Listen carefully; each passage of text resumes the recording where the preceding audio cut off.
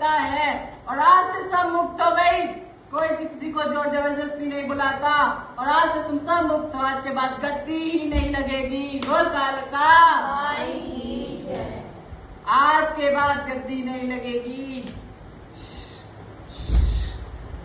और हमेशा दरबार में थी हूँ और हमेशा ही रहूंगी ऐसी तैसी।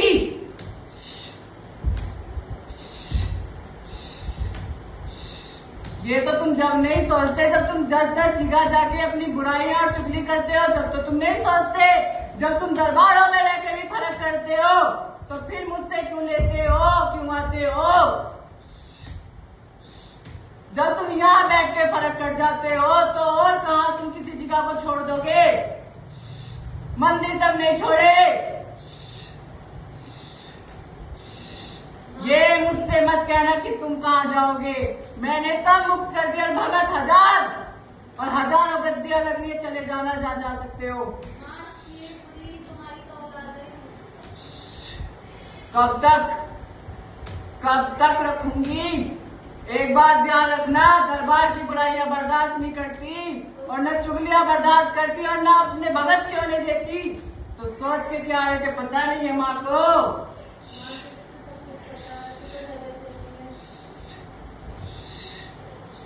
आज का सबसे बड़ा तोहफा यही था तुम सबके लिए। दरबार में गद्दी नहीं लगाई जाएगी। मुक्त हो, मुक्त हो, सब मुक्त हो। मैंने तो आज तक बांध के नहीं रखा अपने में, और जिस दिन बांध लेती तो तुम तो ये कह देते माँ ने बांध लिया, हमें बुलाती है जबरदस्ती। आज के बाद मुक्त हो। आज आ गए, पड़ गई तो आ गए। ऐसे नहीं देखती मैं। कोई सुख में भी नाम ले लिया करो, ये दुख में ही भगवान नाम आते हैं। कभी किसी ने अपने मन से ये नहीं कहा माँ मैं हम जिस दिन से जुड़े हैं ले तू भी हलवा चले खा और मुझे भी खिला दे। कहियो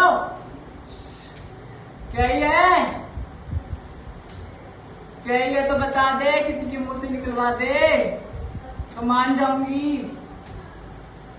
हर किसी के भाव नहीं होते। बुला दे किसी को, एक को भी बिठा दे। आज के बाद सब मुक्त हो। आज के बाद सब मुक्त हो।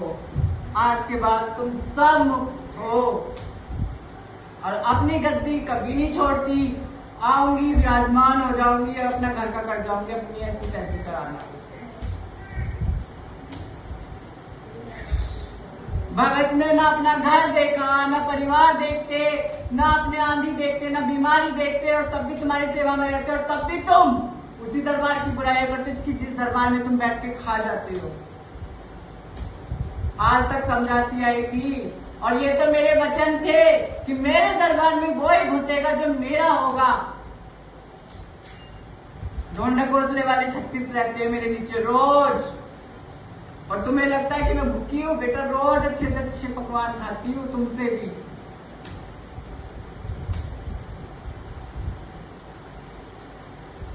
आए हो तो आज के बाद बेटा नहीं, अब कहीं भी चले जाना, वहां जाना जहाँ आपको 10 घंटे आपका इंतजार होगा और खूब लिया जाएगा, वहां जाके तसल्ली करना। और जब वहां से थक जाओ, जब आके माँ की गद्दी पे आके कह देना, नाक रगड़ देना, अपना आप आ जाऊंगी। बोल कालका ऐसे नहीं देती किसी को, बाहर किसी को नहीं देती ऐसे ही। जब तुम सारी चीजें मुझ पे छोड़ के चले जाते हो और मैं हाजिरी के लिए कहती हूँ ना, तो हाजिरी की नहीं भरी जाती तो तुम्हारे कार्य कहाँ से होंगे? अरदास तो कहती हूँ तुमसे, अरदास तुमसे नहीं लगाई जाती तो कार्य कहाँ से होंगे? और फलाने ने क्रिया कर दी, उसने क्रिया कर दी, उसने क्रिया कर दी। जब तुम यहाँ के भी ये बातें करते हो ना तो तुम्हारा कोई फायदा नहीं यहाँ आने का। इससे अच्छा अपने घर बैठो। जब तुम माँ पे विश्वास नहीं रखते तो तुम सब चीजें जब अपने पर ले लेते हो तो मेरे पे मत छोड़ा करो, ले लो अपने आप। तो तुम पे ऐसी ही क्रिया चलेंगी, बिना हुए भी तुम पे क्रिया चलेंगी। झूठ है कि सच है, ऐसा ही होता है।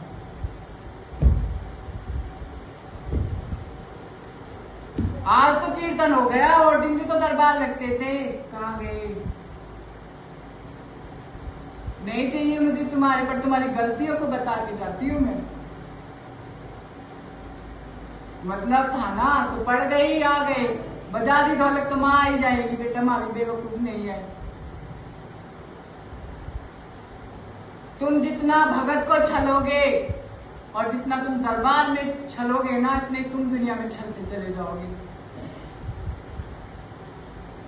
यहाँ आते हैं ये बोलते कि माँ हम ये चढ़ा के जाएंगे, हमारा ये हो जाएगा, हम वो चढ़ा के जाएंगे, ये हो जाएगा, और सबके हुए हैं।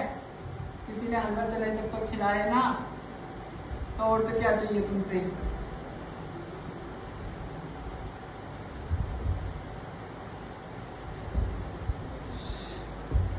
जयकारा मजार की रानी का, बोल सच